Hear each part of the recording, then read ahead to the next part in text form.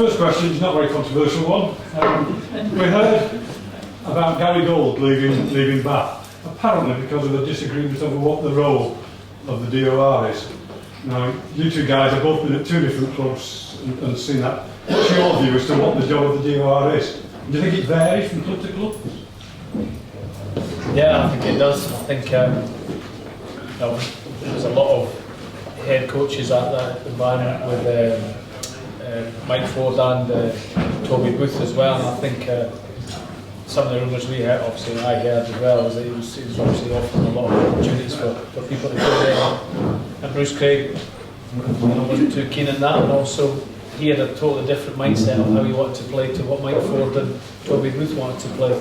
South Africans generally, or Newcastle when he was there as well, were a very kicking orientated side, and they were quite successful. First with Newcastle, and then and then obviously they've signed a lot of players from London Irish that are more runners. You know, Jamie Joseph, Watson, bringing in George Ford, all want to play rugby. And Bath historically over the last 10 years have played a bit more rugby with Steve Mean prior to that. And so I think there was a little bit of a conflict, and obviously they went that way of Mike, but the roles do differ. But I think certain clubs have a different role.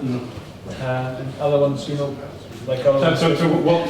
How do you define it, or separate the roles between yourselves? So, as a DOR, what do you do? Well, how we run it at Sale is sort of I head up the department, so I look after the academy, I look after strength and conditioning and coaching.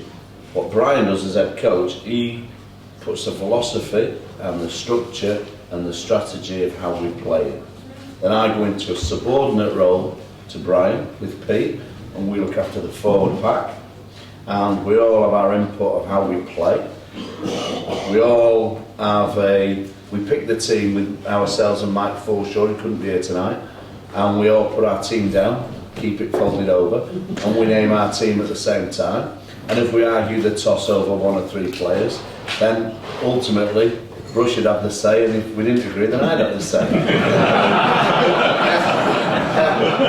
But I don't like answering these non-controversial questions.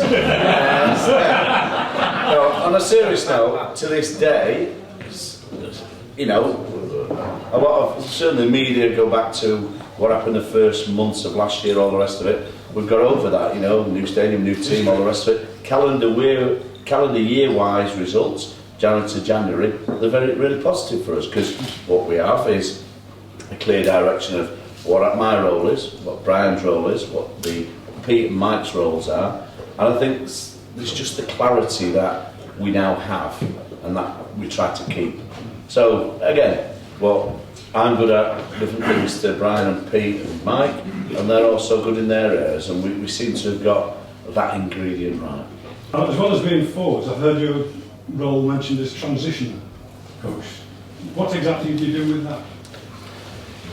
Basically what I do is that the guys come through the academy, and when they get to sort of 18 onwards, when they're sort of brought into the first team squad, that I sort of look after the younger end of the lads. It's probably an important role of you getting young adults, and what you're trying to do is teach them sort of the basics of probably professional rugby, how they've got to behave a certain way, you know, encouraging them on the diets, just the general stuff. And then sort of just making sure that through the A-League and sending them out on loan, giving regular feedback as to the progression and seeing how we're going on. And then hopefully they become the sort of the future stars of Sale Sharks. I know a lot of the supporters who have gone watched the Jets are very disappointed that it's been cut down to just 5 games now. Is there any move to change that? No, well, there's a couple of years ago that there was sort of a meeting down in Twickenham about how you run the A-League, and sort of various different discussions going on. I think more or less every team in the Premiership wants to run the A-League a different way. For such as the talk about using the A-League as a curtain raiser before the games, maybe playing them on a Wednesday night, maybe playing them on a weekend, etc. And nobody could really come up with an idea as to how we ran it. So it was down to a few years ago with the World Cups and what have you that at certain times that sort of the A-League was cut down. Yeah, the anomaly of that was and they said because of the World Cup they were cutting it in half. And then they played all the A-League matches while the World Cup was on, Yeah. and then the rest of the season there was nothing. Yeah, for our club, and certainly the relationship we have with Sale FC, if Sale FC make the jump to the next league, then a lot of our academy lads will play for Sale FC from next season onwards. So you'll see more of them. For the squad that the size of squad that we run and the academy we run, it actually suits us to play that number of games because with injuries and all the rest of it, it stress our squad. So the half a dozen games we play, you know, and we seem to get to the semi-final of that comp year on year now, is probably enough for us at the moment. The bigger teams, the Leicesters and Northamptons, who have bigger squads, they have an additional other half dozen fixtures which they pull themselves, you know, but again it suits us because of the size of squads that we have. You probably know that Henry and Jammer are leaving, and it's strongly rumoured that Robbie Miller is going, and even Sips have been talking about. What's the attraction for these guys? Is it just money, or is it down south where they think they can get Well, that chance? I think they are turned a little bit by money, and you know we've all three of us have fought at different occasions to make every player stay here, English player as well, and people that have come through the academy. We never want them to leave, and last year had a big effect on everyone as well, and some of these players got some challenges thrown at them, and they've chosen to ply their trade somewhere else in some ways. Hugely disappointing from this side of the table, but on that side of it, if they wish to go for more money or negotiate more money, or they feel that they've been here a long time, and James Gaskell was a classic, he's been here all his career and he wants a different challenge. He's got a partner now who's down in London and everything, so some of the times you've just got to accept it and it happens. Sadly, we didn't want it to happen, but whether it's a Josh Bowman, whether it's a James Flynn, or whether it's a Ross Harrison or Mike Haley, or any one of this younger group that will come through that different transition, then we've got to try and keep them I here. quite understand players wanted to move on to get with one of the top 4 clubs. Wasps.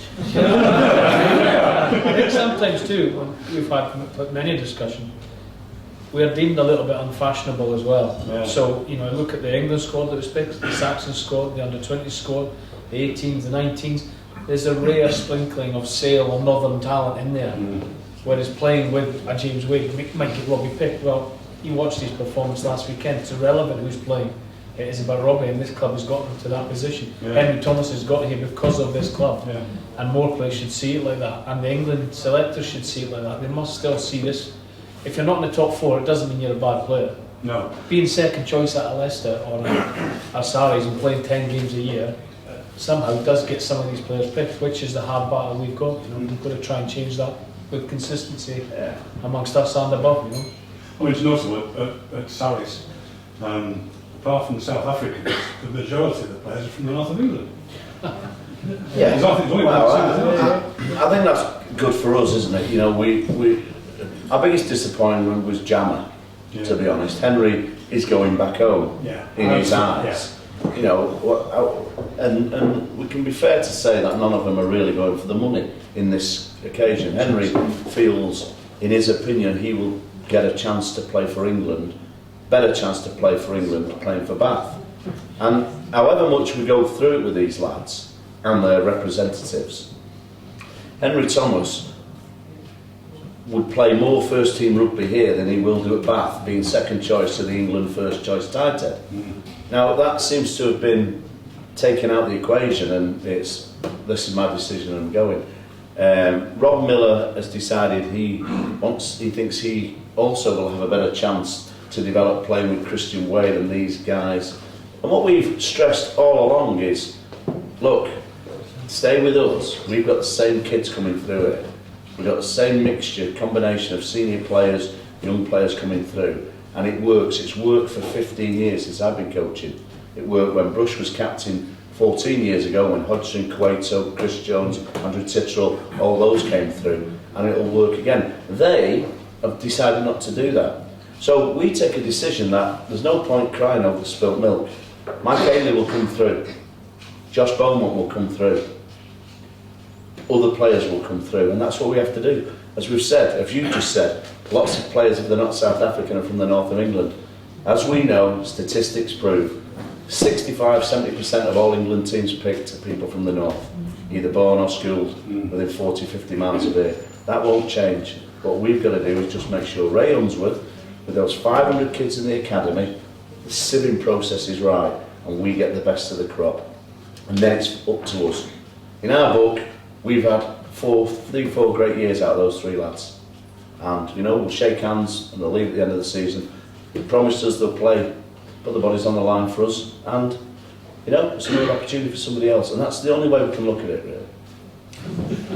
What do you think about the young Mr. Laidlaw? He currently plays for anyone.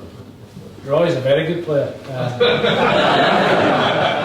Around about my time and Dad's time, but now he's great. We think Nathan Hines is old enough.